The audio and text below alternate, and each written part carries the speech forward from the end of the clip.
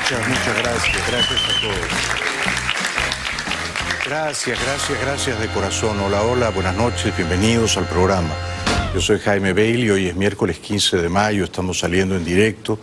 Son las 9:00 de la noche aquí en Miami. En un momento voy a conversar con un muy talentoso, muy joven y supremamente talentoso escritor venezolano, Emanuel Rincón, afincado en Bogotá. Viene a presentar su más reciente novela y ha publicado un puñado de novelas con apenas 29 años, casi. La trivialidad del mal. No se lo pierdan a Emanuel Rincón. El programa de hoy va dedicado con mucho cariño a... Téngame paciencia, por favor.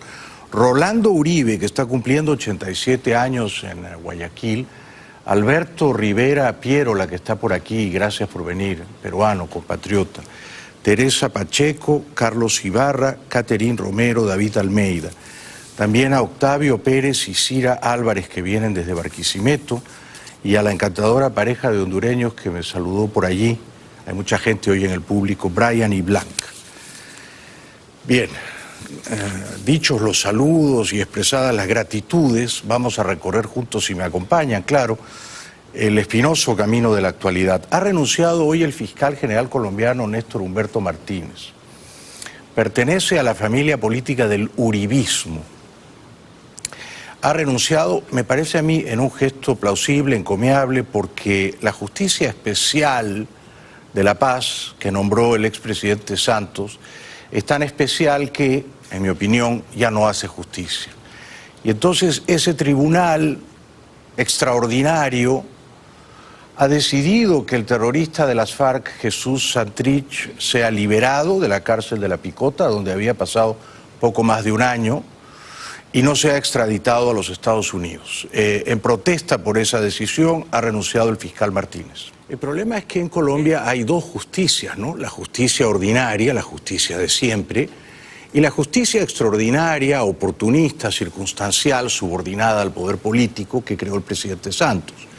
Esa otra justicia extraordinaria ve con sospechosa complacencia a los terroristas de las FARC. Este Santrich estaba preso por haber seguido coludiéndose en operaciones de narcotráfico después de firmar el acuerdo de paz. Es decir, unos meses después de firmado el acuerdo de paz y de haber prometido que no seguiría delinquiendo, Santrich fue sorprendido. Lo grabaron conspirando para enviar cocaína que tenían escondida en madrigueras en Colombia a México, conspirando con socios mexicanos para seguir dedicado al pingüe negocio del narcotráfico. Las pruebas eran abrumadoras contra él. Sin embargo, la justicia extraordinaria, la justicia especial, que ya digo, es tan especial que no hace justicia, que termina siendo injusta, lo ha liberado y ha cerrado la puerta de la extradición. Es una lástima. Y de esto tiene la culpa, creo yo, el expresidente Santos, que fue extraordinariamente benigno, benévolo con los terroristas de las FARC y les dio a todos unas jubilaciones envidiables. Hace minutos nada más el dictador venezolano Maduro se descolgó en televisión, estaba irritado porque hoy el Departamento de Transporte de este país ha decidido que no habrá más vuelos comerciales ni de carga entre Estados Unidos y Venezuela. Maduro decía que era una agresión y una locura contra su país. Ilegal, que viola todo el derecho y las convenciones internacionales de protección de embajadas y consulados por parte del gobierno de Estados Unidos contra la sede de nuestra embajada en Washington, D.C. Verdaderamente un exabrupto, y el mundo tiene que tomar apuntes sobre el exabrupto de la violación en Washington, capital de los Estados Unidos de Norteamérica, de la Convención de Viena del Derecho Internacional de inviolabilidad e inmunidad absoluta del espacio de las embajadas, como es el caso de la Embajada de la República Bolivariana de Venezuela en Washington. Es inviolable, intocable. Bueno, el rey de los exabruptos y de los dislates y las pachotadas, que es el palurdo, el pasmarote de Maduro, se permite amonestar al gobierno de los Estados Unidos por echar de la embajada venezolana en Washington a un puñado de intrusos, ni siquiera me atrevo a decir mercenarios. Yo sospecho que están tan confundidos que ni siquiera cobran por entrar ahí a hacer propaganda política a favor del régimen de Caracas. Estados Unidos reconoce como presidente de Venezuela a Guaidó, por consiguiente reconoce como embajador de Venezuela en Washington a Vecchio. Por consiguiente, la embajada tiene que ser ocupada por Vecchio y no por algunos vecinos del barrio de Georgetown, la mayoría de ellos ya jubilados, que tienen todo el derecho del mundo de estar desinformados y de simpatizar con la dictadura de Caracas, pero no de ocupar ilegalmente la embajada que debería ocupar el embajador Carlos Vecchio. Este es otro momento de Maduro, hace minutos nada más. No puede ser tocada, no puede ser allanada, no puede ser tomada. Ningún juez de los Estados Unidos puede ordenar su desalojo. No puede ordenar su desalojo. Es territorio venezolano en los Estados Unidos, como lo es la embajada de los Estados Unidos en Caracas, que es inviolable, intocable, y nosotros respetamos escrupulosamente el derecho internacional. Así que el profesor Samuel Moncada ha hecho una denuncia en el propio corazón de la Organización de Naciones Unidas. Y estamos llevando esta denuncia a todas las instancias internacionales, a todos los gobiernos del mundo, que tomen nota, que tomen apunte. Bueno, es risible, ¿no? Es pintoresco que un dictador probadamente safio, chapucero, matonesco como Maduro hable del derecho internacional y advierta a los jueces, a los tribunales de este país de lo que deben o no deben hacer, ¿no? Él cree que, así como los jueces venezolanos, generalmente por temor, que es un sentimiento humano comprensible, se hincan de rodillas ante él cree que puede dar órdenes también aquí a la justicia de este país. Está confundido, como mínimo, el dictador venezolano, y los intrusos han sido echados por la policía como correspondía. No tenían ningún derecho de entrar a las bravas a la embajada venezolana en Washington. Ninguno, absolutamente ninguno. Este es otro momento insufrible, tóxico. Por favor, ténganme compasión del palurdo Maduro. Que vean la violación, cómo se expresa la desesperación, el odio, la locura en que ha caído el gobierno de Estados Unidos contra la República Bolivariana de Venezuela. Es una verdadera locura y así lo denuncio ante el mundo. Debe respetarse la inmunidad y el espacio territorial de la Embajada de Venezuela en Washington. Es inviolable, es intocable y debe ser respetada de manera inmediata por el gobierno de los Estados Unidos de Norteamérica. No se había visto tanta bajeza. Es curioso porque además en su país, donde gobierna Manu Militari, Maduro no respeta el espacio territorial de los individuos, ¿no? Los individuos generalmente podemos gobernar con una cierta autonomía, con una cierta soberanía, el espacio territorial de nuestro cuerpo, ¿verdad? Y entonces nos permitimos, ejerciendo nuestra libertad, hacer tal o cual cosa, buena o mala, conveniente o inconveniente, para nuestro cuerpo, para nuestra mente, para nuestro espíritu. Maduro no respeta el espacio territorial del cuerpo de sus opositores. Los aprehende, los encarcela, los aporrea, los tortura y a veces los arroja de un 10º piso en los calabozos de la policía política. O sea que él no es muy respetuoso de ningún espacio territorial ni corporal dentro de Venezuela, ¿no? Maduro dando entonces sermones es un espectáculo francamente ridículo y bochornoso. El secretario de la OEA, el uruguayo Almagro, dijo hoy estas palabras sobre Cuba. Cuba es la capital del terrorismo antidemocrático de América, ¿no? Durante 6 décadas, Cuba ha tratado de subvertir toda forma de democracia liberal en la región. Y a veces ha tenido éxito, por supuesto, ¿no? Tuvo éxito colonizando mentalmente al espadón de Chávez y convirtiendo a Venezuela virtualmente en territorio cubano. Con la crisis en Venezuela quedó en evidencia que Cuba no solamente reprime a sus ciudadanos, sino que exporta la experiencia y gestión de la represión a Latinoamérica. La situación de Cuba no es normal en la exportación de su modelo represivo debería hacer sonar la alarma en todos los estados democráticos. Pero el mismo miedo que Cuba usa para controlar a su propia gente, lo ocupa para intimidar y manejar a la comunidad internacional a su conveniencia. Es curioso porque mucha de la gente que se espanta ante la posibilidad de que Estados Unidos pueda usar de forma selectiva la fuerza militar para libertar a los hermanos venezolanos, no dice ni pío para condenar que en Venezuela hay un ejército irregular de 20, 22 mil, 25 mil espías cubanos del G2. Algunos posan como maestros o entrenadores deportivos o médicos, pero hay allí una tropa invasora de cubanos. Nadie dice nada. O dicen, bueno, fueron invitados por Chávez y Maduro. Pues resulta que ahora el presidente constitucional Guaidó está invitando, lo va a hacer en los próximos días, a unas misiones exteriores de paz para socorrer a los venezolanos. Entonces, los que condenan, además lo condenan de una manera vociferante y fragorosa, ¿no?, que Estados Unidos pueda entrar a ayudar a los venezolanos, no dicen ni una palabra, ni una, para deplorar que la dictadura de La Habana conspire activamente, noche y día, en toda Venezuela, en contra de la libertad.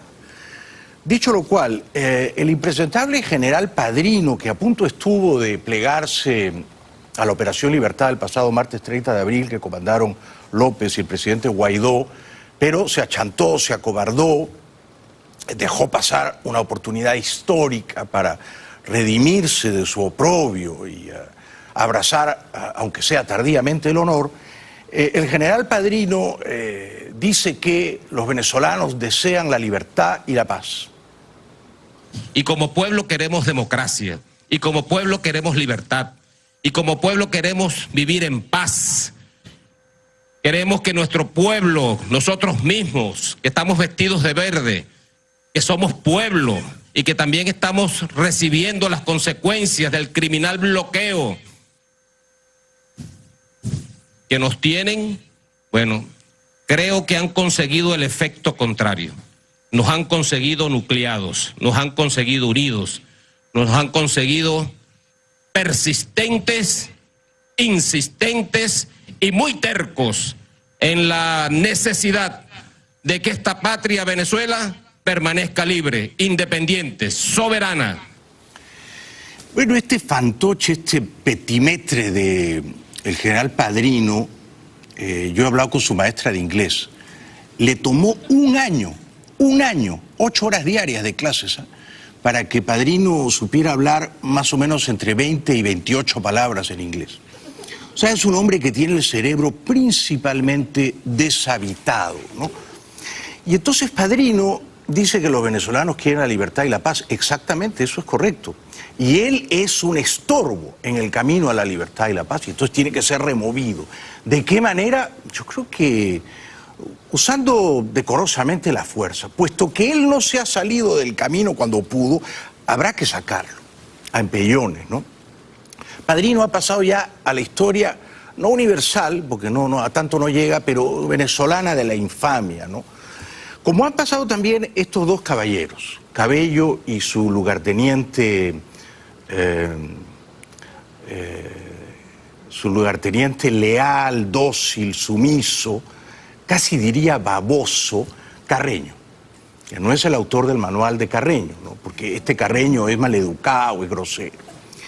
Los dos, y yo no sé por qué, quizás estaban alicorados, ¿no?, quizás salían de un meretricio, de una cantina y tenían la testosterona elevada, quizá querían disuadir a los invasores de Venezuela y entonces querían hacer alarde de una virilidad, de un machismo, ¿no?, frente a sus apandillados. Se pusieron a hacer ejercicios militares. Los dos no están en buena condición física, yo tampoco, desde luego, pero yo no me atrevería a hacer lo que ellos hicieron el pasado fin de semana. Y lo hicieron a expensas, claro, de su propia reputación, porque la gente que grababa esto y lo veía tenía que contener la risa, ¿no? Primero saltaron entre neumáticos, ya lo verán ustedes, no era fácil. Luego se colgaron de una soga, muchos no alcanzaron a trepar. Y después siguieron haciendo cosas raras, por ejemplo, reptar entre el fango. Miren ustedes, por favor.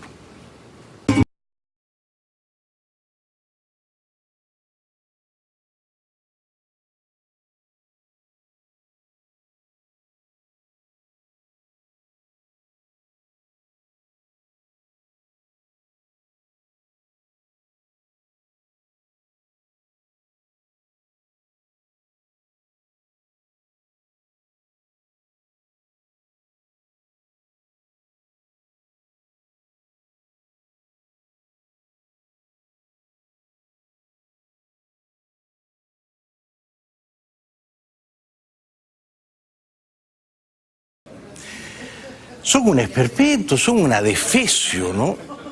¿No advierten de que están haciendo el ridículo? Todo el mundo se ríe de ellos. Si lo que quieren es demostrar que están listos para ir a la guerra, no lo consiguen. Si lo que quieren es insuflar miedo en el adversario, me temo que fracasan. Porque luego de saltar y colgarse de una soga y arrastrarse un poquito, y la verdad, dar lástima, es un espectáculo que convoca a la, casi a la ternura. Uno dice, este par de gordos ridículos, ladrones, ¿qué hacen arrastrándose por el barro? ¿Sí? ¿A quién quieren impresionar, por el amor de Dios? La gente que los está grabando se ríe de ellos. Y entonces luego continúan con estos ejercicios tan improbables e inútiles.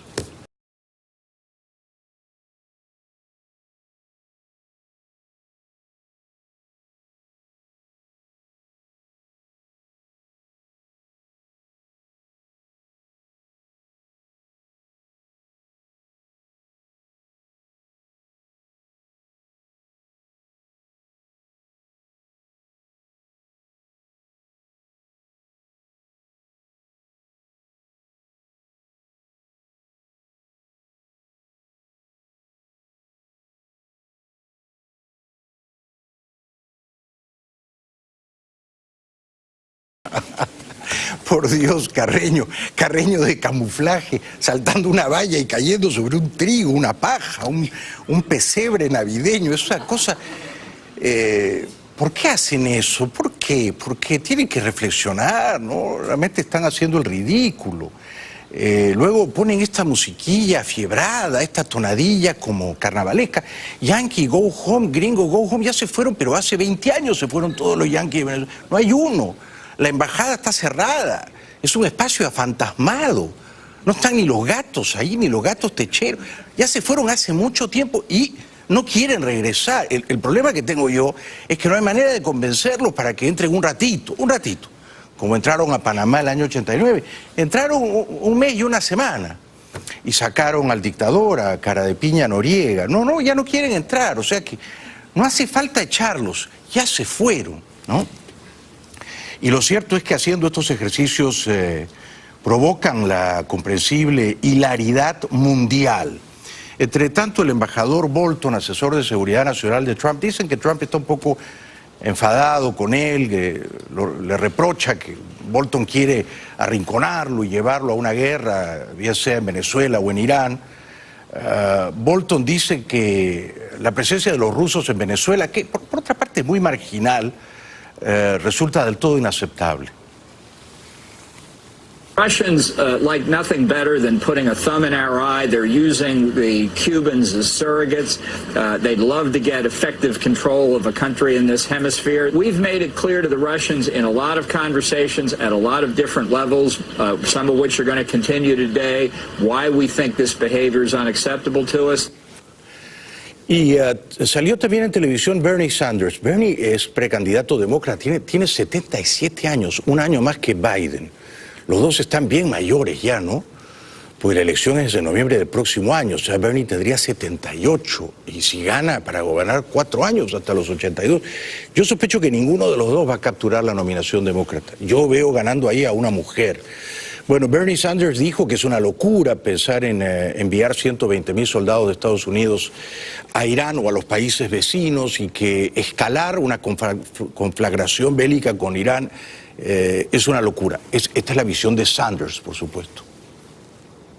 To me is that after all of what we experienced in Iraq and all of the unintended consequences and the fact that we went into war based on lies claiming that they had weapons of mass destruction, that we would think again of going into another country, in this case Iran, would be even worse.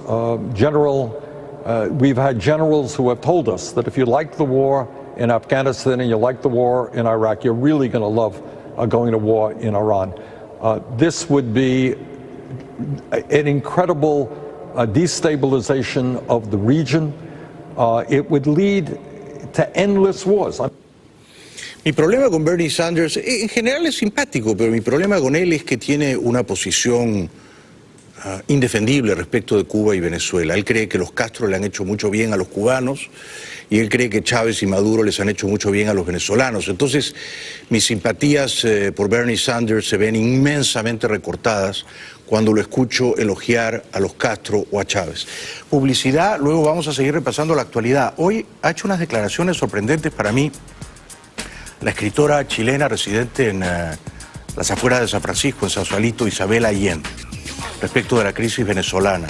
Quiero compartir eso con ustedes, entre otras cosas. También el expresidente uruguayo Lacalle, Luis Alberto Lacalle, ha dicho algunas cosas que yo no coincido para nada con él respecto de Venezuela. Y luego viene lo mejor, el escritor venezolano afincado en Bogotá, Emanuel Rincón. Vamos a hablar de todo un poco y en particular de su más reciente novela, La trivialidad del mal. Bienvenidos de vuelta al programa, estamos saliendo en vivo y en directo. En un momento voy a conversar con el escritor venezolano muy joven y muy talentoso, Emanuel Rincón, que vive en Bogotá, no se lo pierdan. Mis saludos, por cierto, a las hermanas Doris y Argelia Saut, que están aquí, que han venido desde lejos. Gracias por estar aquí.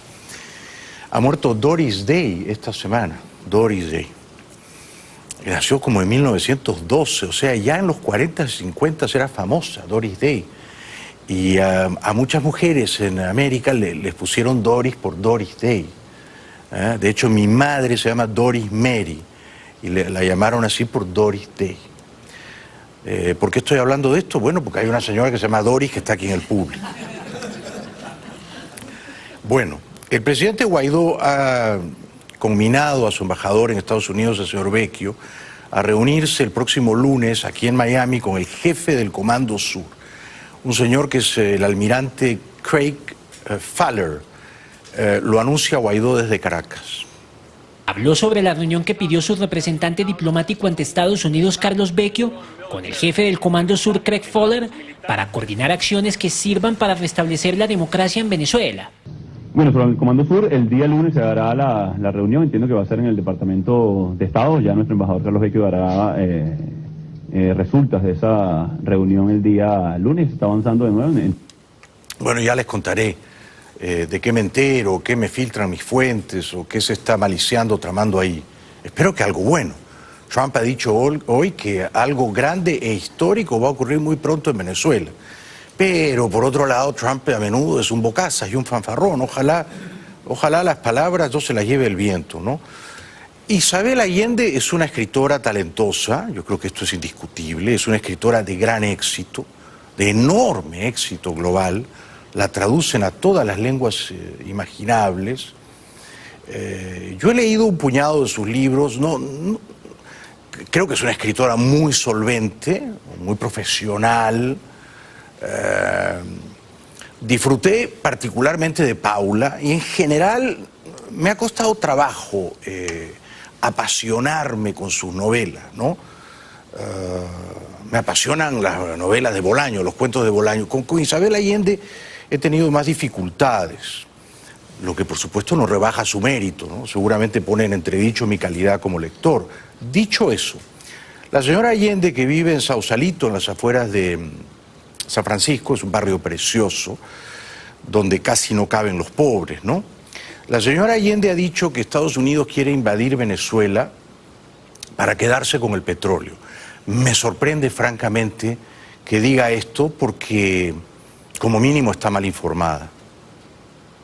La única razón por la cual Estados Unidos entraría en Venezuela es por el petróleo, porque no van a querer que el petróleo lo controle la China, por ejemplo, o el Irán. Yo creo que la gente que apoya una intervención armada como la que está proponiendo Trump, no recuerda el pasado nuestro y además no sabe lo que es un ejército de ocupación.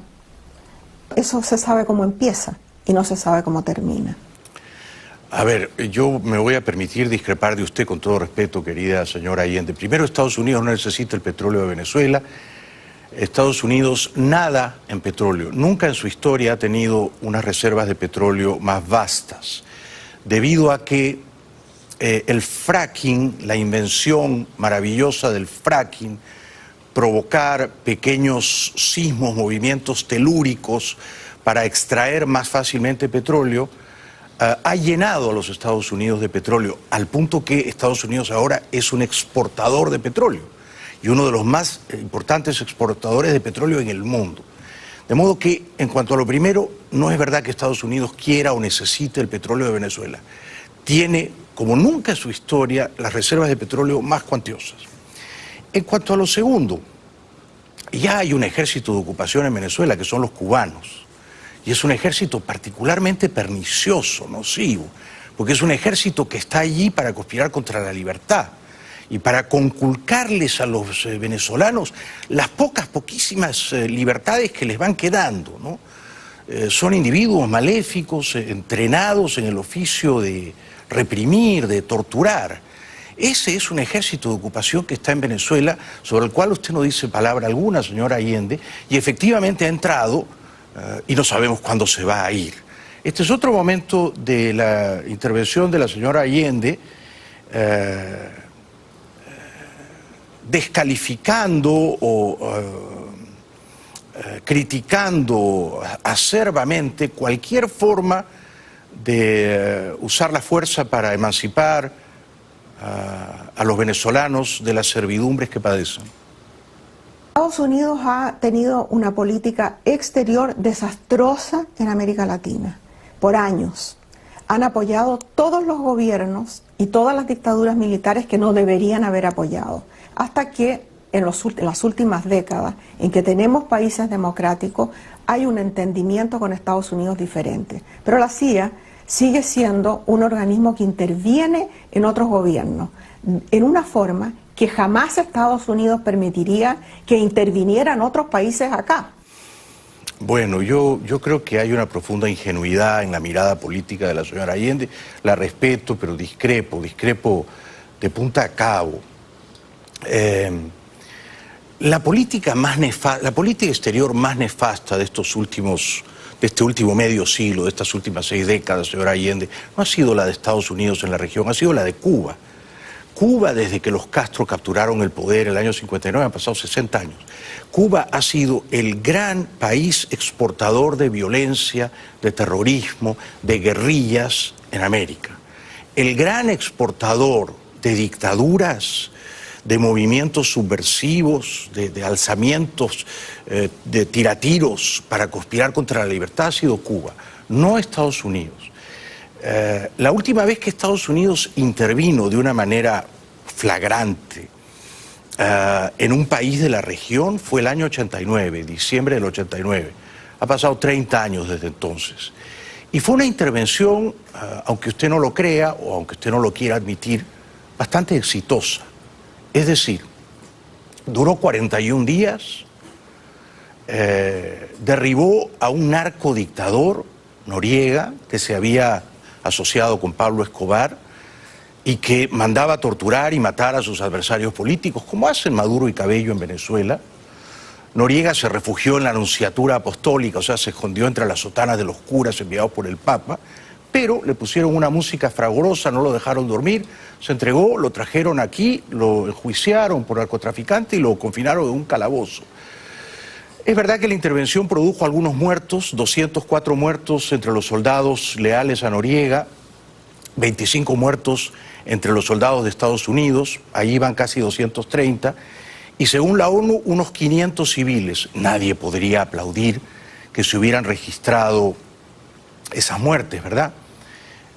Menos de 800 personas perdieron la vida en esos 41 días de ocupación.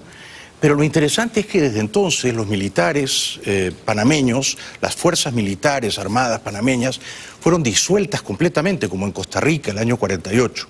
Desde entonces, ya han pasado 30 años, Panamá no tiene fuerzas armadas, por lo tanto no hay golpes militares, y Panamá ha tenido una seguidilla de gobiernos democráticos exitosos y se ha alineado en la senda del progreso y la prosperidad. Entonces la intervención que decretó en su momento Bush papá para capturar a un narcodictador, para liberar a los panameños de una narcodictadura cruel y para asentar en Panamá una democracia estable, no fue un fiasco, no fue un fracaso y no le hizo daño a la causa de la libertad en Panamá ni en la región.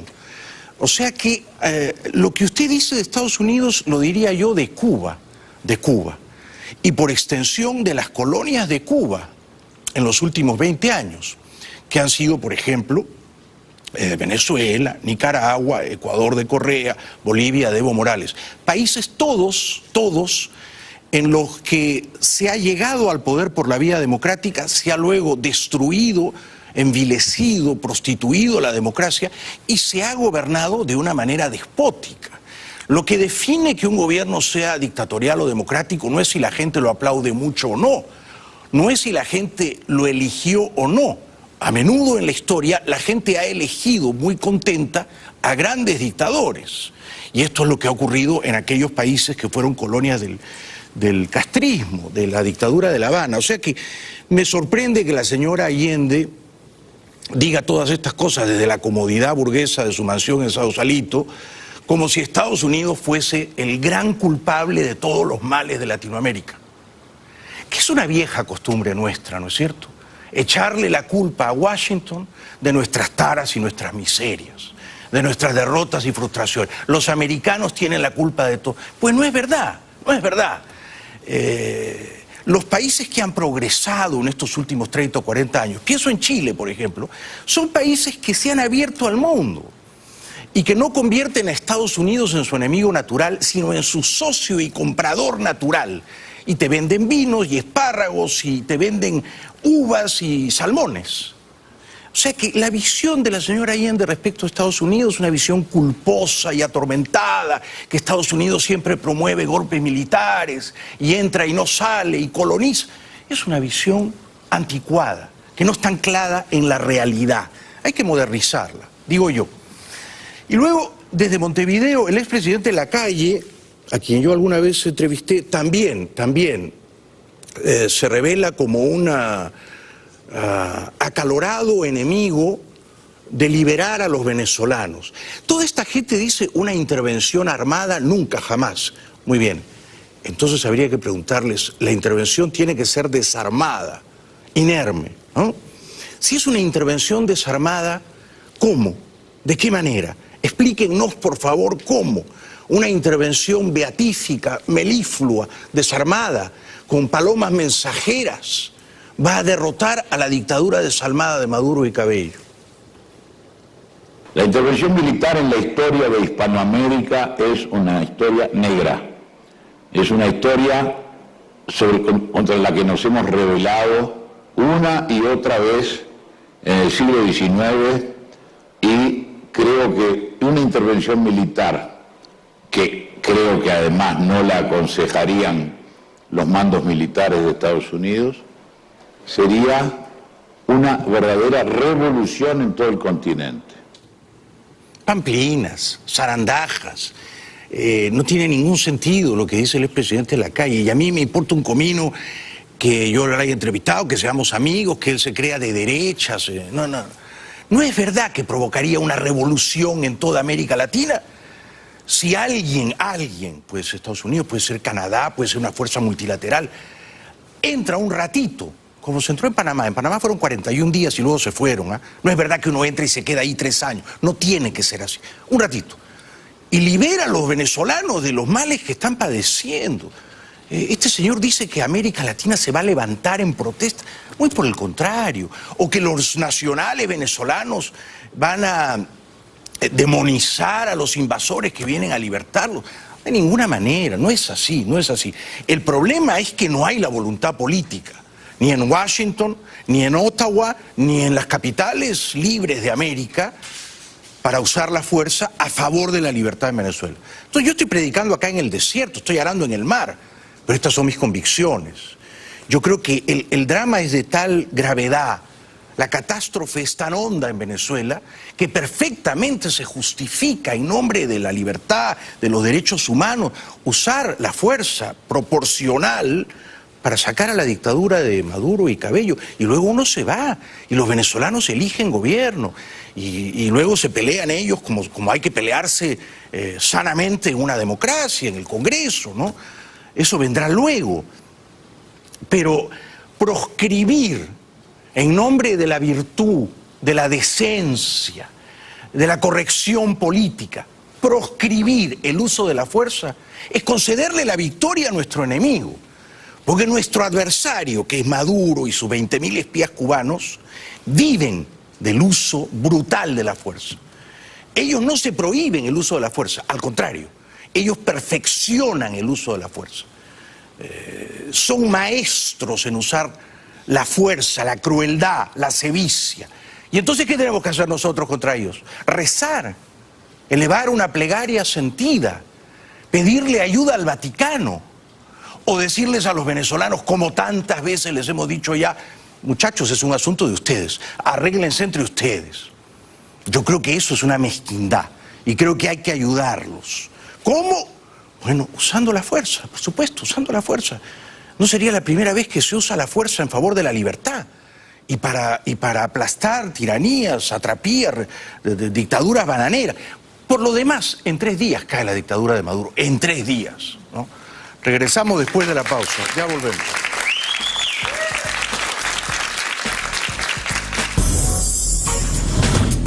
Bienvenidos de vuelta al programa. Bueno, ha venido esta noche un escritor venezolano muy joven y supremamente talentoso. No ha cumplido todavía 29 años y ha publicado ya 5 novelas. Su más reciente novela, y el título es muy bonito, ya se lo dije, se titula La trivialidad del mal. Ha salido en Venezuela, en Colombia, y va a salir, me parece que pasado mañana viernes por aquí, la va a editar Sudaquia. Él es Emanuel Rincón. Un aplauso para él, por favor. Bienvenido, bienvenido. ¿Tú vives en Bogotá, Emanuel? Sí, vivo en Bogotá. ¿Hace cuánto tiempo? Casi 2 años. Sí. ¿Y te ha tratado con cariño Bogotá? Sí, no me puedo quejar. ¿Dónde naciste tú? San Cristóbal, la cuna de las protestas. ¿Y en algún momento saliste a las calles a protestar? Sí, fue una de las razones por las que me fui a Venezuela. Cuéntanos, por favor. Bueno, de hecho, La trivialidad del mal es una novela que está basada en la protesta del 2014 en Venezuela. Tú debes recordar muy bien que duramos 3 meses asediados, completamente bloqueados, únicamente en nuestro estado. El problema es que nosotros en el Táchira sufrimos de una realidad paralela o distorsionada al resto de Venezuela. ¿Por qué? Porque nosotros en el 2014 pensábamos que ya el régimen iba a acabar. Porque nosotros duramos 3 meses encerrados, luchando con la Guardia Nacional, etcétera, y resulta que en el resto del país no sucedió lo mismo. Sí. Fueron pequeños focos que hubo en Puerto La Cruz, en Caracas, en Mérida, pero no fue tan fuerte como lo que ocurrió con nosotros. Bueno, es que el Estado Táchira tiene una reputación de tener gente luchadora, combativa, ¿no? Sí, mira, es que el Estado Táchira, bueno, y San Cristóbal, a pesar de ser una ciudad y un estado pequeño, digamos que antes de llegar la dictadura al poder en Venezuela, casi 70 años fueron gobernados por los tachirenses en Venezuela. Sí. Lo que es Acción Democrática, y también hubo dictaduras como fue Marcos Pérez Jiménez y Juan Vicente Gómez. Pero digamos que el Estado Táchira siempre ha tenido como que esos contrastes. Ha sido una ciudad pequeña que siempre su gente se ha impuesto en la geografía nacional. Digamos, tu libertad o tu salud estuvieron en peligro cuando en aquel momento de 2014? No, fue un poco más en el 2017, que ya quizás mis escritos tomaron un poco más de relevancia y lo que yo estaba haciendo también, estaba haciendo algo de fotoreportaje y todo lo demás. Y recibí algunas, si se puede decir, amenazas anónimas de gente allegada al gobernador en ese entonces, que era Vilma Mora. Sí. ¿Y decidiste irte?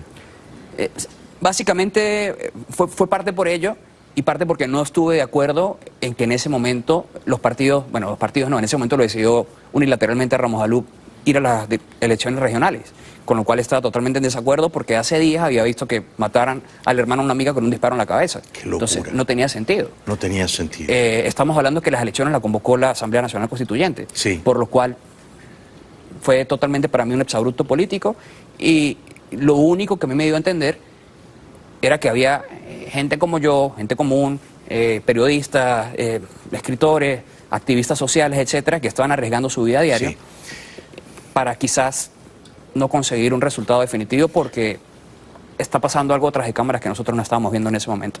Yo creo que has hecho muy bien en irte. Tú eres un escritor, eres un periodista, eres un hombre libre. Y en Bogotá nadie te va a quitar todo eso, ¿no es cierto? Cierto.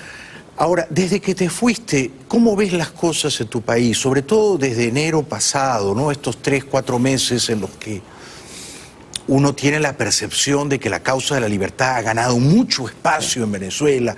Guaidó ha hecho unos progresos gigantescos.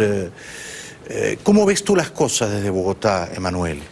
Mira, estar en Bogotá te da quizás la posibilidad de estar mucho más informado de lo que pudiese estar dentro de Venezuela. Puedes conversar con gente, puedes tener acceso a más información y me ha permitido acercarme a gente que en Venezuela actualmente no lo podría hacer. ¿Qué pasa hoy en Venezuela? Que creo que han habido muchos altibajos con respecto a Maduro. El tema de la intervención, yo ya en el 2017 publiqué un artículo donde yo apoyaba que hubiese una intervención militar en Venezuela, porque lo consideraba totalmente necesario. ¿Dónde lo publicaste? En ese entonces escribía en Revista Ojo, era una revista que está en Caracas. Ah, publicaste en una revista de Caracas un artículo a favor de la intervención militar. En el 2017. O sea, y te jugaste la libertad con ese artículo. Entonces, ya es un tema, lo que estamos hablando de la hipocresía del latinoamericano, de culpar de sus fracasos siempre a un imperio o a otras personas y no terminar de asumir sus propias responsabilidades. En parte ya es un tema ideológico, cultural, y es parte también de lo mismo que el socialismo. Es culpabilizar a alguien más, que siempre tenga un enemigo externo, que sea el que te diga qué es lo que estás haciendo mal, o porque tú no tienes comida porque el imperio, las medicinas, los bloqueos, o cualquier estupidez que a ellos se les ocurra decir. Entonces, hoy en día para mí es totalmente necesaria una intervención militar. Eso sí, hay que explicarle a la gente que, por supuesto, no va a ser algo sencillo. O sea, la gente piensa, es más, lo más sencillo es sacar a Maduro. Eso es muy fácil. O sea, los soldados que se están jugando absolutamente nada, ellos no van a ir a defender su propia miseria. Es decir, ellos no van a ir a decir, sí, a mí me encanta morirme de hambre y voy a ir a defender a Maduro. No lo van a hacer, lo van a dejar solo. No lo van a hacer. El problema va a ser después con las células terroristas. Eso está totalmente claro. Todo lo que es el Hezbollah, que está con Tarek el-Aissami, todo lo que implica el ELN, que ha tomado un control de la faja del Orinoco gigantesco. Y bueno... y las fuerzas paramilitares. Y las fuerzas paramilitares. Sí es un tema complicado. Lo es. Ok, hay que decirle a la gente, estamos claros, el hecho de que haya una intervención militar, no todo va a ser color de rosa y ya mañana Venezuela va a ser perfecto. No, eso es mentira, eso también es mentira. Pero el costo es mucho más elevado de que Maduro siga en el poder. Correcto, el costo de no hacer nada, incluso en vidas humanas, es muy superior al costo de intervenir. En vidas humanas lo es. Claro. Actualmente en Venezuela se mueren más de 100 personas al día por hambruna. Claro. Y solo por hambruna. Por hambruna, no por estamos hablando de violencia. Por eso. No estamos hablando de violencia, que han sido más de 300.000 muertos desde que Chávez llegó al poder. Exactamente. Entonces es un tema, quizás puede sonar algo cínico, pero es cuestión de hacer una matemática muy simple de qué es lo que le espera a Venezuela con Maduro y sin Maduro. Sí, la intervención va a tener consecuencias, sin duda, si se llegara a dar, ¿no? Por supuesto. Sí tendría consecuencias, está totalmente claro. Yo lo que veo más difícil para Estados Unidos es más que asumir un costo político de Trump, lo veo desde un punto de vista económico. Las últimas intervenciones que ellos hacen en Irak les han representado, si mal no recuerdo, 1.818.000 billones de dólares. Sí, mucho. Sí, es dinero. Las guerras son caras. Es dinero y no sabemos cuánto tiempo. Tú dices, en Panamá sí, en Panamá duraron 40 días. Yo creo que Estados Unidos tendría que quedarse en Venezuela más tiempo. Porque hay muchas fuerzas paramilitares. Hay muchas fuerzas paramilitares. Pero perdona que te interrumpa. Sí, muy interesante toda la descripción que hace de esto. Pero cuando Isabel Allende dice que Estados Unidos quiere entrar por el petróleo, ¿por qué lo dice? ¿Cuál es tu interpretación de eso? Disculpa que lo diga así, pero es estupidez humana. No puedo decirlo de otra forma. A ver, Estados Unidos es una potencia mundial. Claro. Si tú bien sabes que desde hace 20 años Venezuela le está regalando a Cuba petróleo todos los días. Ahorita no recuerdo la cifra exacta. Eran 100.000, 120.000 barriles diarios, ahora son 40.000. Y ahorita la producción de Venezuela está como en 800.000 barriles, o sea que es absurdo. Correcto. Y además de ello, el único socio comercial que le ha pagado a Venezuela dinero, así que te dice, sí, mira, yo te voy a pagar el petróleo que estás dándome, es los Estados Unidos. Exactamente. Entonces, es ridículo, estás atacando a la única persona que te está dando de comer, o sea, literalmente. Y estás defendiendo al que te está desangrando. O sea, es un síndrome de Estocolmo a gran escala. A gran escala.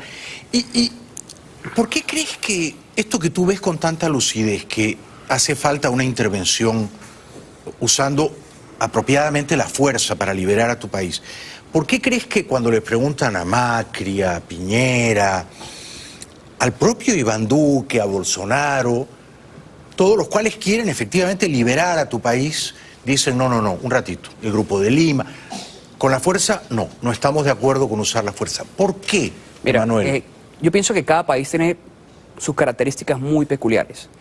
En el caso de Duque, por ejemplo, yo veo en Duque, él en estos días le pidió autorización a Guaidó para ingresar por el ELN en Colombia. Sí. La gente piensa que es, mira, los países no se rigen porque, ay, nos da lástima con Venezuela, pobrecitos ellos, tenemos que ir a salvarlos. No, son netamente intereses geopolíticos si no tienen y económicos. Sentimientos los países. No, tienen en política no, exactamente. Entonces Duque, naturalmente, él lo que no quiere, él previendo una caída de Maduro, no quiere que el ELN regrese a Colombia a hacer las fechorías que han hecho durante tanto tiempo. Sí. Es mucho mejor ir a capturarlos allá en Venezuela. Sí, sí. Sobre Macri, bueno, Macri tiene un problema gigante en Argentina económico. Y tiene elecciones en octubre. No cabe ni mencionarlo. Yo pienso que Piñera, además de los que ya están en el eje norte, ha sido uno de los más fuertes en cuanto a apoyar a Guaidó. Sí. Quizás son temas también internos, ¿sí me entiendes? O sea, en la misma Venezuela pasa. En la misma Venezuela los políticos no se atreven a pedir frontalmente que haya una intervención militar. No se atreven. ¿Y crees que Guaidó debería pedirlo frontalmente, Manuel? Sí, por supuesto. Yo tengo abogando por eso desde hace, bueno, te dije, hace 2 años, pero sí me parece que ellos han tomado una, digamos, una posición muy neutra con cómo deberían ser las cosas o cómo se están desarrollando las cosas. Por ejemplo, Julio Borges, que vive como tú en Bogotá, ¿él qué piensa de usar la fuerza para entrar a Venezuela? No sé, no he hablado con Julio Borges. ¿Y tú crees que como periodista... Pero en público, digamos, su lenguaje corporal y lo que ellos establecen no es eso. Y a mí, si hay algo, o sea, yo le aplaudo a Guaidó muchas cosas, pero si hay algo que a mí me ha molestado con Guaidó, es que cuando él le preguntan por Estados Unidos, cuando él le preguntan por Trump, que al fin y al cabo es la persona que está dispuesta a salvarte. Sí. Él no quiere como hablar de él. Le preguntan por tal y dice, sí, bueno, Bolsonaro esto o aquello. Se corta un poquito, toma distancia. Y hay mucha, yo no sé si es ingenuidad o no entiendo si es terquedad, pero Miguel Pizarro, que es uno de los diputados que está siempre con Guaidó. ¿De quién es?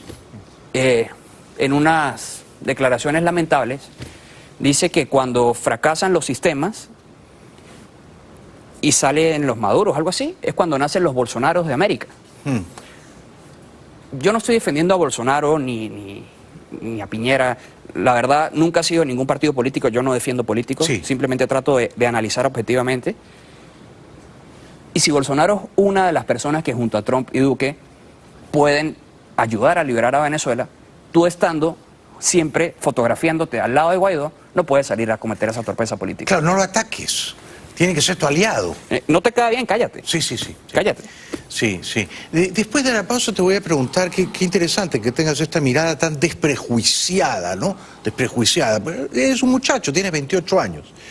O sea, que tú no tienes las taras que arrastramos nosotros, los mayores, ¿no? Isabel Allende y yo, que todo lo malo, de todo lo malo, Estados Unidos. Y en cambio Cuba es una maravilla, ¿no? Es una isla donde realmente la gente vive tan contenta, es Disneylandia. Después de la pausa te voy a preguntar si tú crees que Trump se va a comprar el problema de tu país hasta las últimas consecuencias. Regresamos con Emanuel Rincón. Su novela se titula La trivialidad del mal. Ya regresamos. Un aplauso para él. Bueno, para mí es un gran placer estar conversando con un muy talentoso escritor venezolano que tiene apenas 28 años. Emanuel Rincón ha tenido la lucidez de irse un tiempito, ¿no?, de su país, vive ahora en Bogotá, ejerce como periodista y escritor. Su novela más reciente se titula La trivialidad del mal. Ah, mira, esa es la portada de Sudaquia, una editorial muy prestigiosa de Nueva York que le va a publicar la novela aquí en Estados Unidos. Esta novela ha salido ya en Venezuela y en Colombia. Acaba de presentarla en la Feria del Libro de Bogotá. Yo te anuncié una pregunta, Emanuel, y es la siguiente. Dado que en América Latina ningún presidente democrático quiere usar la fuerza para ayudar a los hermanos venezolanos, no nos va quedando sino Trump, ¿no? Y no va a ser fácil convencer a Trump de usar la fuerza, aunque solo fuera selectivamente, unos pocos bombardeos estratégicos, porque él es un poquito renuente a ir a la guerra. Así lo anunció en su campaña electoral, ¿no?, que Estados Unidos no debía ser la policía del mundo y que él más bien se iba a replegar de guerras carísimas e inútiles. ¿Tú crees que Trump, entre ahora, mayo del 19 y octubre del 20, ¿no?, ¿tú crees que él va a tomar la decisión final hasta las últimas consecuencias de liberar a Venezuela de la dictadura de Maduro y Cabello? Mira, yo pienso que hay mensajes encontrados y que realmente para nosotros es imposible precisar cuáles son los verdaderos deseos de Trump. En el Washington Post hace poco salió un reportaje en los que ellos decían que Trump se había molestado con Bolton porque lo está intentando empujar hacia una guerra. Correcto. Y no tengo forma de saber esto, eso es una lectura personal. Sí. Pero viendo la gesticulación de Trump, la forma de hablar y su personalidad narcisa que ha tenido toda la vida, sí, yo pienso que él se compró su problema. O sea, él a Maduro, yo pienso que ni siquiera es un tema político, él es un tema personal de él con Maduro. A él Maduro no le agrada, o sea, le parece un asco. Fíjate que con Kim Jong-un es de mil amores. ¿Por qué? No lo entiendo. Sí, pero se ha reunido varias veces con él. A ver, esto va a sonar un poco fuerte, pero si hay una persona en el mundo que pueda ser más despreciable que Maduro es Kim Jong-un. Creo que más nadie. O sea, en lo peor de la raza humana. Y sin embargo, Trump se ha reunido tantas veces con Kim Jong-un y en cambio con Maduro tú dices que tiene como una animosidad. Mira, yo tengo una teoría un poco extraña. A ver. No sé si sea cierta, es algo que especulo yo.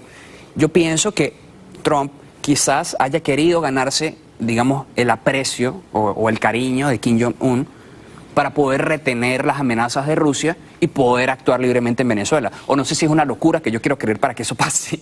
No lo sé. Puede ser, puede ser. No lo entiendo. Todo es un ajedrez, todo es un ajedrez. Claro, todo es un ajedrez. Claro, entonces, claro. Lo he pensado. O sea, entre mis posibilidades, digo, ¿por qué esa actitud de Trump con Kim Jong-un? Porque ¿qué gana? Sí, ¿qué gana? En cambio, si él logra tenerlos aliados, les dice, mira, en tal caso de que Rusia se le ocurra una locura, pero yo no creo, o sea, el tema de Rusia es mucho más complejo, tiene una economía destrozada, no tiene ni la mitad de la fuerza militar que tienen los Estados Unidos, y aparte estamos al otro lado del mundo. Los rusos no tienen nada que hacer allí. No, y los rusos no se van a ir a una guerra por Maduro, de eso puedes estar bien seguro, ¿no? Entonces, ¿tú sí crees que es razonablemente probable que, por las razones que fueran, Trump diga, vamos a entrar a Venezuela? Yo pienso que el tema es un poco más complejo y pienso que tiene que haber más contundencia también de parte de Venezuela. Trump no se va a ganar la etiqueta intervencionista por sí solo. Sí. Yo siento que a la delegación, al gobierno que encabeza Guaidó, le han tirado constantemente las herramientas para que él dé el paso y diga, mira, sí vamos a hacer esto. Sí. De hecho, fíjate que a lo que publica el tuit del Comando Sur hace la semana anterior, primero Guaidó, su gente no se manifestaron. Al día siguiente, Iván Duque da unas declaraciones, dice que el ELN, todo lo demás, todo lo que ya sabemos. Sí, lo vi, lo pasé aquí. Y Guaidó de inmediato respondió. En cambio, con Estados Unidos ha sido como un poco, si cabe la palabra, antipático. ¿Sí? ¿Guaidó? Sí, Guaidó y todo su grupo de gobierno. Entonces, ¿qué le aconsejarías tú en ese sentido a Guaidó? Que sea más formal, que sea frontal. Él dijo, y es que son declaraciones que yo veo me parecen, no sé, ingenuas. Él en una entrevista con Fernando del Rincón dijo que estaba esperando que el régimen se radicalizara para quizás tomar otras medidas. ¿Qué más radical se puede ser? Claro. Y la respuesta al día siguiente fue meter preso a su vicepresidente de la Asamblea y de la República. Porque él es también, Edgar Salmano es hoy en día el vicepresidente de la República. Correcto. Y está preso y desaparecido y nadie sabe dónde está. Primer vicepresidente. Sí. Primero, por encima del otro, de Stalin González. ¿Tú crees que van a meter preso a Guaidó o a tanto no se atreven? No, yo creo que no. ¿Por qué? Porque ellos están midiendo fuerza. Ellos están viendo hasta dónde pueden llegar. Y mientras los Estados Unidos no se meta o no manifieste la fuerza... yo escribí hace poco un artículo que se llama La vida útil de las amenazas. Las amenazas tienen una vida útil. Tú puedes amenazar a una persona, lo puedes hacer con tu pareja si quieres. Si tú engañas a tu pareja te va a decir, mira, si lo vuelves a hacer te voy a terminar, lo que sea, todo lo demás. Si tú lo haces 2 veces, lo haces 3 veces, 4 veces, 5 veces, ya tú te das cuenta que sus amenazas no sirven de nada. Claro. Lo mismo pasa con Estados Unidos y Venezuela. La amenaza tiene que ser creíble. Claro. En el momento en que la amenaza ya no es verosímil, pierde su poder disuasorio. Totalmente. Y ya el poder de amenaza se ha perdido por completo. Sí, entonces lo que tú sugieres, por un lado, es que Guaidó sea más... Que no tema en decir que él está esperando la cooperación de los Estados Unidos. Claro. Porque es la única forma... Mira, en Venezuela solamente hay 4 escenarios por los cuales podemos salir de Maduro. El primero era el que se estaba explorando hace poco, en los cuales las cabezas iban a ser Padrino López y Michael Moreno, y a mí me parecía un exabrupto por completo. Sí. Realmente... Y fracasó. Fracasó y para mí afortunadamente fracasó. Sí. Porque ¿de quién nos sirve salir de Maduro y que quede al mando Padrino López? Sí, sí, no. peor. No, el remedio resulta peor que la enfermedad. Sí. No estoy para nada de acuerdo con ello. Sí. La otra forma, que Maduro renuncie, eso no va a pasar jamás en la vida. Sí. Diosdado nunca lo va a dejar. Sí. La tercera forma es que un grupo de, digamos, militares más jóvenes asuman la responsabilidad y se lancen en la tarea. Pero vamos a poner en entredicho que lo consigan. Luego pueden contener ellos a los grupos paramilitares. Es difícil. Pueden contener a los colectivos. Es difícil. Pueden contener a Hezbollah. Pueden contener el ELN. Sí. Pueden contener toda la guerrilla chavista. Sí. Muy difícil. Sí. ¿Y es cuál muy sería difícil el cuarto que mantenga. escenario? El cuarto escenario es la intervención militar. Claro. Que como te digo, mira, ninguna terminación del poder del chavismo va a ser amistosa. No, ninguna. Ellos no van a salir por las buenas. Correcto. No van a salir por las buenas. Sí. Entonces, o sea, acá esta película no tiene un final pacífico. No. Tiene un final feliz. Ojalá.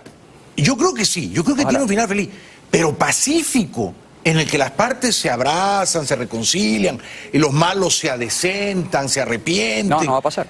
No va a pasar, pues Emanuel, no va a pasar. Mira, y pasa con diputados que hoy en día dicen como que, bueno, tenemos que reconciliarnos con Miguel Rodríguez Torres. Sí, el que está preso. Sí, yo estuve en manifestaciones donde los guardias nos disparaban por órdenes de Miguel Rodríguez Torres. Claro. Entonces tenemos que ser... Claro. O sea, en verdad tenemos que ser tan tontos, tan ingenuos. Sí. No. Te acompaño totalmente. Ahora bien, cuando uno dice una intervención militar de los Estados Unidos, la gente dice, 100.000 hombres cayendo en paracaídas. No es así. No es el desembarco en Normandía. Con decretar unos pocos bombardeos en instalaciones militares venezolanas, bombardear los pocos cazabombarderos que todavía pueden levantar vuelo, porque la mayoría están averiados. Sí. Bombardear los búnkers, o sea, unos objetivos bien escogidos, Emanuel, sin necesidad de poner tropas en tierra, una invasión a la antigua. De repente con eso basta, en un fin de semana te los tumbas, ¿no? Mira, Jaime, hace poco yo me reuní con uno de los militares que desertaron a Colombia. Sí. En Cúcuta. Conversé un poco con ellos, les expliqué cuál era la situación de las Fuerzas Armadas dentro de Venezuela y los que están fuera del país. Ellos insisten en que ellos están esperando que se forme esta coalición para ingresar a Venezuela a recuperar la libertad del país. Y son 1.000 los que están en Colombia. Sí, son 1.000, es una gran cantidad, pero si tú lo sumas con otro que hay, y ellos me lo dicen, y me muestran las conversaciones con los militares que están adentro. Me dicen, ellos inmediatamente, lo que pasa es que en Venezuela hay mucho miedo. Muchísimo. La mayoría de los militares tienen inteligencia cubana encima. Por supuesto. ¿Sí? Cada quien tiene uno asignado que los están vigilando. Así mismo. Están todo el tiempo encima de ellos. Entonces es muy difícil, hasta que no den un ejemplo realmente.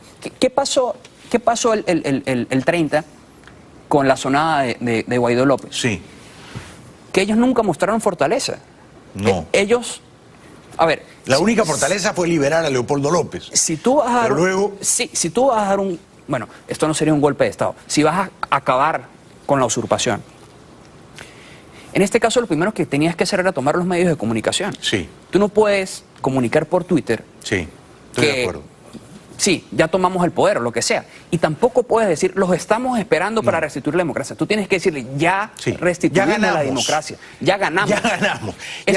En ese momento es una guerra totalmente psicológica. Es un tema de ilusiones. Pero para decir ya ganamos tienes que tener a Cabello y a Maduro presos, tienes que ocupar la televisión, tienes que ocupar Miraflores. No tienes que tomar todo el país, son golpes estratégicos. Claro. Y luego indultas a Leopoldo, Emanuel, luego. Ya, para celebrar, pero no antes, ¿no? Sí. O sea, que ahí fueron fallas estratégicas y comunicacionales. Sí. Te insisto, hoy en día la comunicación política es muy importante. Sí. Y me parece que los líderes políticos venezolanos que hoy han encauzado a través de los partidos y la Asamblea Nacional han sido a veces, vamos a decir, ingenuos, comunicando políticamente lo que se necesita para recuperar la libertad de Venezuela. Sí, pero vamos a la publicidad y seguimos, pues estoy apasionado contigo. Pero, a pesar de sus errores dictados por la inmadurez, por la inexperiencia, necesitamos a Guaidó. Sí, totalmente. Nuestro hombre es Guaidó. Y a él nos tenemos que aferrar. Sí, totalmente. O sea, totalmente. Para que la película tenga un final feliz, Guaidó tiene que pronunciar el discurso de la victoria desde la casa de Miraflores. Totalmente. Este es nuestro hombre, ¿no? Regresamos después de la pausa con Emanuel Rincón. Ya volvemos. Nos visita entonces el muy talentoso y muy valiente escritor venezolano Emanuel Rincón. Está presentando La trivialidad del mal, vive en Bogotá, ha publicado ya, esta es tu quinta novela, Emanuel. Sí. Tu quinta novela. Sí. Y si tuvieras que describirla brevemente, ¿qué dirías de ella?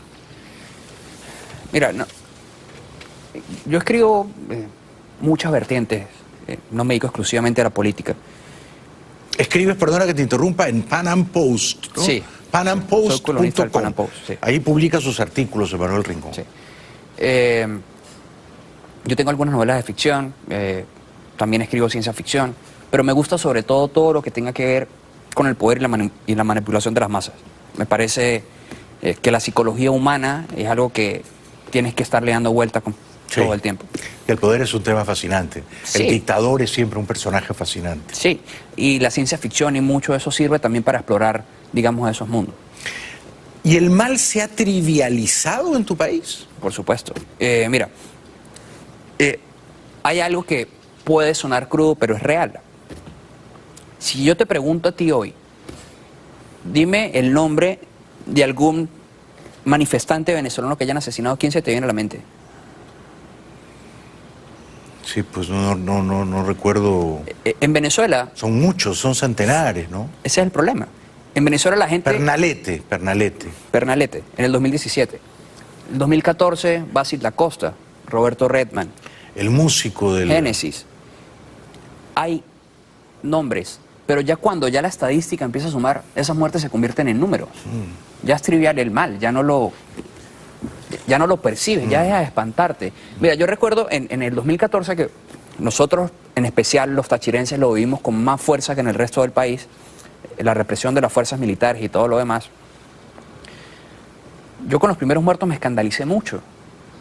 Ya luego abría el Twitter y veía, ¿mataron a alguien más? Sí. Y a veces me sorprendía que ya no me sorprendía. Sí, sí.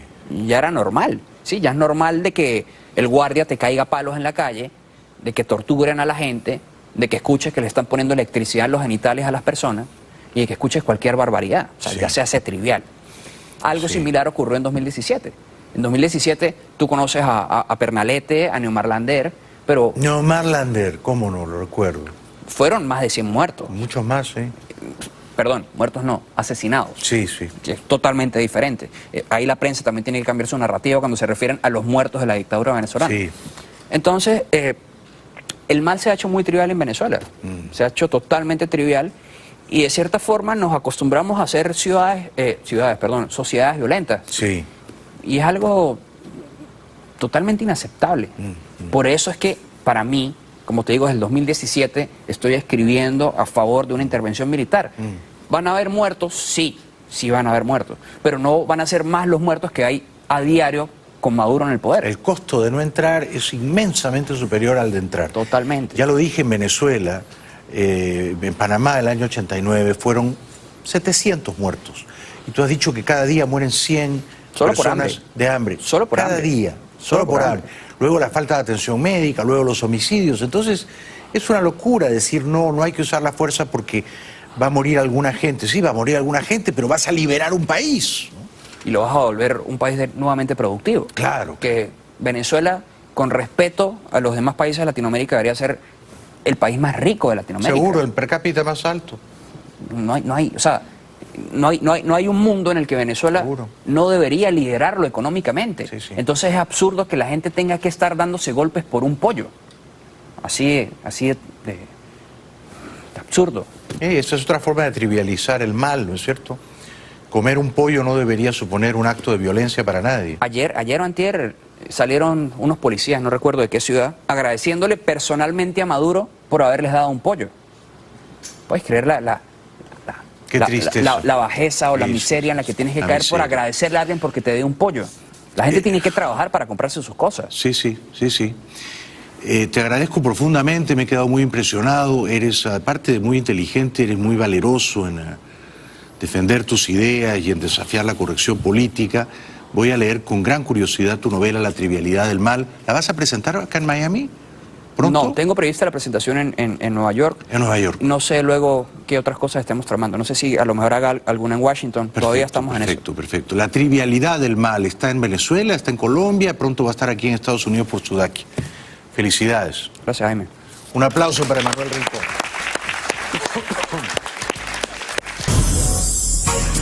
Bienvenidos de vuelta. El presidente venezolano Guaidó dice que la Asamblea continuará sesionando, a pesar de las provocaciones. El líder opositor Juan Guaidó, reconocido como presidente encargado de Venezuela por medio centenar de países, aseguró el martes que el Parlamento venezolano seguirá sesionando, pese a que su sede fue bloqueada como parte de una arremetida del gobierno de Nicolás Maduro. Hoy, y la denuncia es ante el mundo, significar que están tratando de cerrar por la vía de los hechos el Parlamento Nacional, única instancia legítima reconocida por el mundo. Ayer los cuerpos de seguridad de la dictadura no dejaron entrar ni a periodistas ni a parlamentarios. Hoy miércoles dejaron pasar a parlamentarios, no a periodistas. No tienen rostro, ¿verdad? Se cubren debajo de cascos y toda clase de elementos de protección. Bueno, el jefe de esos matones uniformados daba alaridos afirmando su poder. Primero estamos en confrontación. Yo soy el comandante de la unidad. Yo soy el comandante de la unidad. Usted se retira de la zona de seguridad. Si no, le realizo la presión.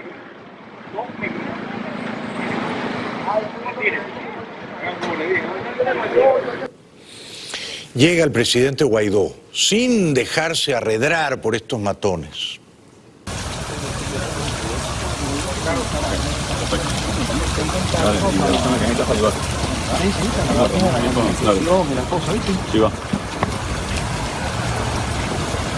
¿Hay sesión, presidente? Vamos por iniciar la sesión del día de hoy en el Parlamento Nacional, luego del secuestro que hicieran militarmente del Palacio.